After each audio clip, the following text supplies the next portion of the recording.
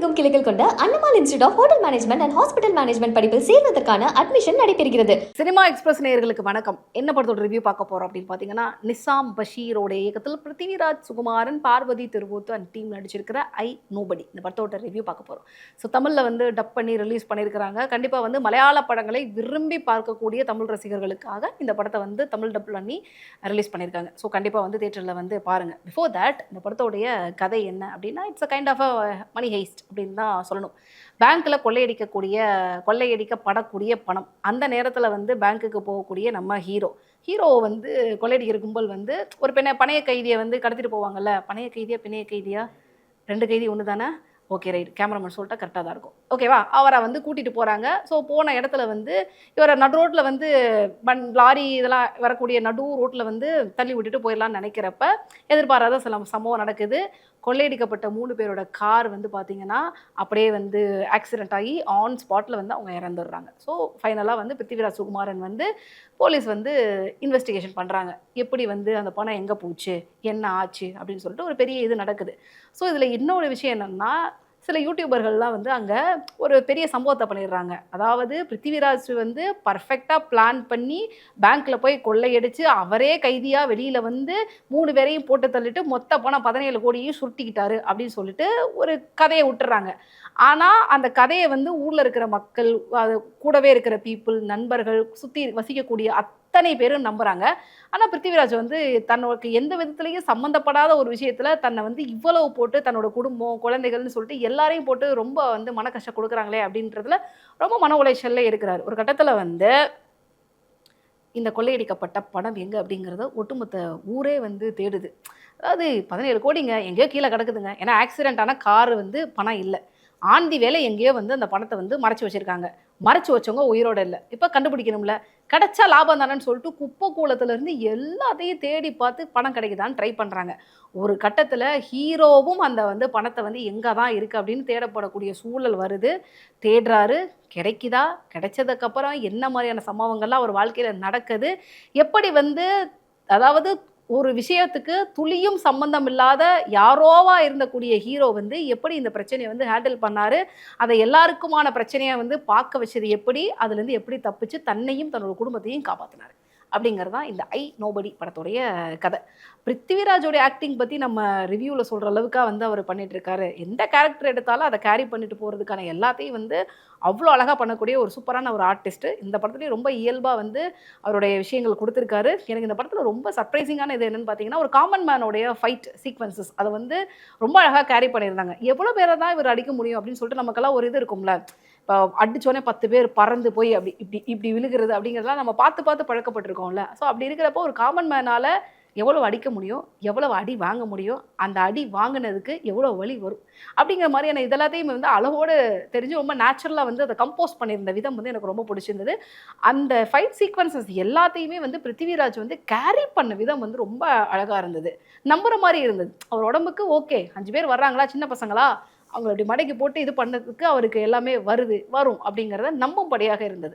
So emotional father, அதுக்கப்புறம் வந்து தன்னை எப்படியாவது புரிஞ்சுக்கணும்னு நினைக்கக்கூடிய ஒரு, அதாவது ஒய்ஃப் வந்து புரிஞ்சுக்கணும்னு நினைக்கக்கூடிய ஒரு ஹஸ்பண்ட், அதுக்கப்புறம் வந்து இந்த சமூகம் மொத்தமும் குற்றத்தை வந்து தம் மேலே போட்டு தன்னை வந்து குற்றவாளியாக நிற்க வச்சு பார்வையாக பார்க்குது அப்படின்னு இயங்கக்கூடிய ஒரு நபர், ஒரு காமன் மேன், இப்படி எல்லா ரோலையும் வந்து ஒரு ஆள் வந்து அழகாக கேரி பண்ணியிருக்காரு.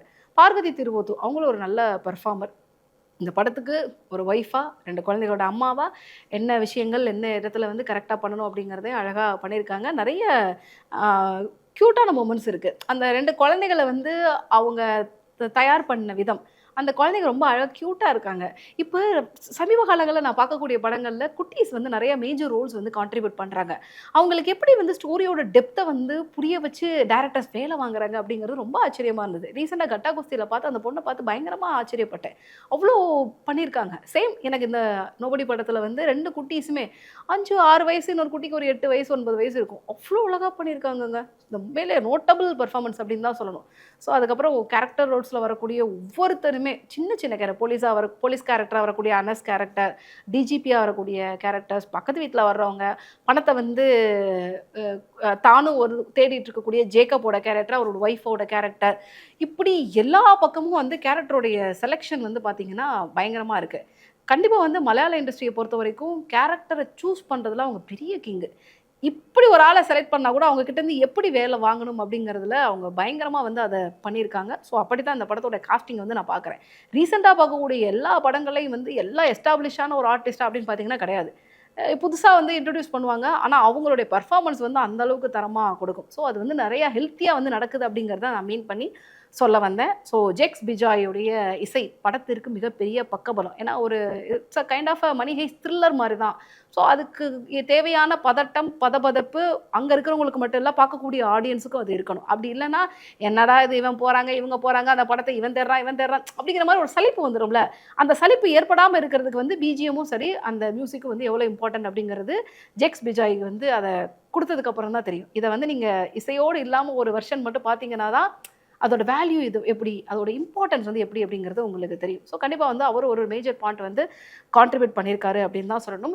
இப்போ இல்லை படங்கள் பார்ப்பதில் வந்து நம்ம க்ரைட்டீரியா அப்படிங்கிற மாதிரி வச்சுட்டுலாம் படங்கள் பார்க்காம எல்லா லாங்குவேஜ் படங்களும் வந்து பார்க்க ஆரம்பிச்சிட்டோம். ஓடிடி வந்து அவருக்கு மிகப்பெரிய ஒரு இதுவாக இருக்குது. ஸோ அப்படிப்பட்ட சூழல்கள் தான் வந்து பார்த்திங்கன்னா இப்போ தமிழில் எடுக்கக்கூடிய பல படங்கள் அட் த டைமில் வந்து அதர் லாங்குவேஜ்லேயும் வந்து டப் பண்ணி ரிலீஸ் பண்ணுறாங்க. நம்ம தமிழ் ஹீரோக்கள் பல பேருக்கு வந்து மலையாள இண்டஸ்ட்ரி, தெலுங்கு இண்டஸ்ட்ரியில் பெரிய மாசான ஒரு ஓப்பனிங்கும் கிடச்சிருக்கு. அதே மாதிரி தான் மலையாள ஹீரோக்களாக இருந்தாலும் சரி, தெலுங்கு ஹீரோக்களுக்கு இங்கே தமிழ் இண்டஸ்ட்ரியிலே வந்து ஒரு பெரிய ரெட் கார்பெட் வந்து இருந்துக்கிட்டே இருக்குது. ஸோ பிருத்திவிராஜை பொறுத்த வரைக்கும் அந்த ரெட் கார்பெட் வந்து இன்னைக்கு இல்லை, பல வருஷங்களுக்கு முன்னாடியே வந்து கிடச்சிருக்கு. இவர் படம் நல்ல படம், நல்லா இருக்கும், நம்பி பார்க்கலாம் அப்படிங்கிற மாதிரியான பல மொமெண்ட்டை வந்து அவர் கொடுத்துருக்காரு. ஸோ ரீசெண்ட் டேஸில் டைரக்டர் கம் ஆக்டர் அப்படிங்கிறதுனால அதோடைய வேல்யூஸ், பொறுப்பு எல்லாமே ஒரு படி வந்து அவருக்கு கூடுதலாகவே இருக்குது. அப்படிங்கிறதுனால அவரோட செலெக்ஷன் ஆஃப் மூவிஸ் வந்து ஒரு பெரிய கிராஃப்டாகவும் ஒரு பெரிய ஆர்ட்டாகவும் இருக்குது. ஸோ இந்த படத்தில் வந்து நிறைய லாஜிக் ஓட்டைகள் இருக்குது, நிறைய கேள்விகள் வந்து கேட்குறதுக்கு வந்து ஸ்பேஸ் இருக்குது, நிறைய இருக்குது. குறையை வந்து சுட்டி காட்டி சொல்வதற்கான பல மொமெண்ட்ஸ் வந்து ஓப்பனாகவே இருக்குது. பட் அதை தாண்டி அந்த படத்தை வந்து கேரி பண்ணிட்டு போன விதமும், அதை எடுத்துகிட்டு போன விதமும், கதை சொன்ன விதமும் வந்து இருந்ததுனால அந்த குறைகள் வந்து பெருசாக வந்து தெரியலை அப்படின்னு சொல்லலாம். பட் எனக்கு இந்த லாஜிக் ஓட்டைகள் வந்து நிறைய இடங்களில் பெரிய கேள்விகளாக இருந்தது. அதை இன்னும் கொஞ்சம் டைரக்ஷன் டீம் வந்து கெஸ் பண்ணியிருக்கலாம், கணிச்சிருக்கலாம், அதை தவிர்த்திருக்கலாம் அப்படிங்கிற ஒரு சின்ன விஷயம் மட்டும் சொல்லணும்னு நினச்சேன். ஓவரால் மலையாள படங்களை வந்து விரும்பி பார்க்கக்கூடிய தமிழ் ரசிகர்களுக்கு தமிழ் டப் செய்யப்பட்டு இந்த நோபடி படம் ரிலீஸ் ஆகிருக்கு. டெஃபினெட்லி வந்து உங்களுடைய வாட்ச் டைமை வந்து சோதிக்காத ஒரு படமாக இந்த படம் இருக்கும். இந்த நோபடி படத்துக்கு நம்ம சினிமா எக்ஸ்பிரஸ் டீம் கொடுக்கக்கூடிய ரேட்டிங் என்ன அப்படின்னு பார்த்தீங்கன்னா, மீண்டும் உங்களை மூவி ரிவ்யூவில் மீட் பண்ணுறேன். Until then bye from RJ Rohini. Bye. தமிழகம் எங்கும் கிளைகள் கொண்ட அண்ணமால் institute of hotel management and hospital management படிப்பில் சேர்வதற்கான அட்மிஷன் நடைபெறுகிறது.